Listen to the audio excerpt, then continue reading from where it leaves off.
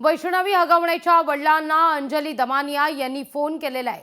वैष्णवीच्या बाळासंदर्भात विचारणा करण्यात आल्याची बातमी आहे। वैष्णवीच्या बाळासंदर्भात अद्याप माहिती मिळालेली नाही, याकरता अंजली दमानिया यांनी फोन केल्याचं आता कळतंय। वैष्णवी हगवण्याच्या वडिलांना अंजली दमानिया यांनी फोन केलेला आहे आणि बाळाची विचारपूस करण्यात आलेली आहे। वैष्णवीचा बाळ वैष्णवीच्या आईवडिलांकडे देण्यात आलेला नाहीये। चव्हाण नावाच्या एका व्यक्तीकडे असा वैष्णवीच्या पालकांचा आरोप आहे आणि याकरता बाळ कसं आहे, कुणाकडे आहे याची विचारणा करण्यासाठी म्हणून अंजली दमानिया यांनी वैष्णवीच्या पालकांना फोन केला असल्याची आता बातमी समोर येते।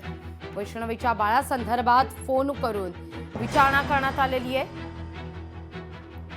वैष्णवीच्या बाळासंदर्भात अद्याप कोणतीही माहिती ही समोर येताना दिसत नाहीये। या सगळ्याविषयी बोलण्याकरता स्वतः सामाजिक कार्यकर्त्या अंजली दमानिया आपल्यासोबत जोडल्या गेलेल्या आहेत।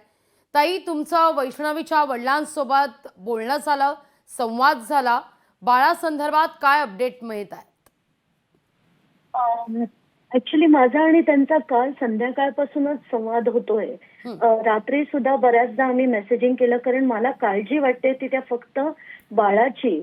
आणि तेव्हा ते मला म्हणाले की निलेश चव्हाण नावाचा कोण मुलगा आहे। ते म्हणजे आम्हाला आधी जेव्हा काकांकडनं माहिती मिळाली तेव्हा आम्ही धावत पळत तिथे सगळे गेले, आमच्याकडचे लोक, मुलीचा भाऊ वगैरे सगळे गेले।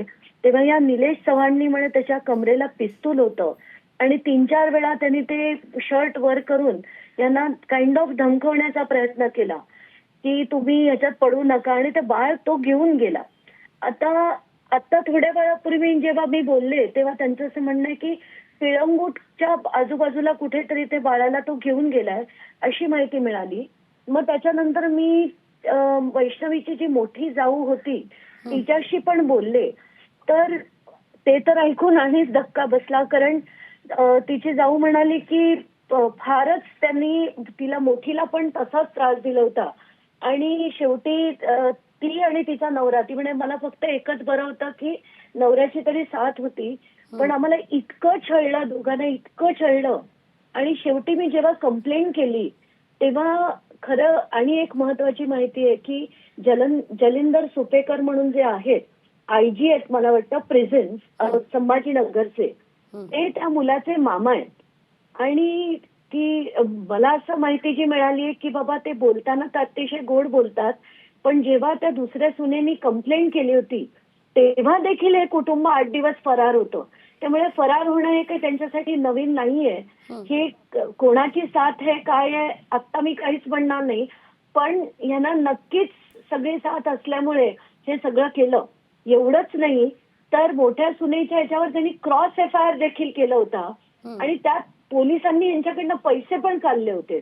मला हे सगळं ऐकून इतकं हॉरिबल वाटतंय ना की काय महाराष्ट्राला काय करून टाकलंय। एक इतकी छान गोड मुलगी, तिला आत्महत्या केली आहे का काय, म्हणजे तिचे वडील तर म्हणतात की तिचा खूनच झालाय।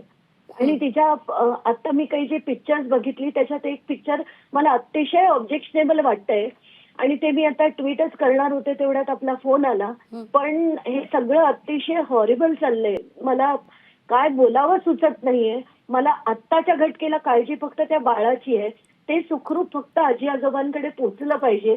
त्याच्यासाठी तुम्ही जेव्हा संवाद साधला वैष्णवीच्या वडिलांशी, तेव्हा बाळ पालकांना सोपवण्यासंदर्भात काही प्रोसेस सुरू झाली आहे का? त्या दृष्टीने काही पावलं उचलली जात आहेत का? याविषयी काही सांगण्यात आलेलं आहे आजी आजोबांना देण्यासाठी? त्यांना आत्ताच्या घटनेला काहीच माहित नाहीये, पण मी रुपाली चाकणकर, रुपाली ठोंबरे, अजित पवार, देवेंद्र फडणवीस सगळ्यांशी बोलणं माझं झालं। तर काल रात्री देवेंद्र फडणवीस म्हणाले नाही आम्ही नक्कीच ते करू, पण आत्ताच्या घटनेला अजूनपर्यंत ते बाळ नाही मिळालंय आजी आजोबांना, एवढं नक्कीच आहे। पण आणि ते मिळावं अशी माझी कळकळीची विनंती आहे की सगळंच बाजूला सोडा, त्या बाळाचे हाल आता होऊ दिले नाही पाहिजेत कसंही करून। अगदी अंजलीताई, धन्यवाद आमच्याशी संवाद साधला त्याबद्दल. वैष्णवी हगवणेच्या बाळासंदर्भात अंजली दमानिया यांनी वडिलांशी फोनवरून संवाद साधलेला आहे आणि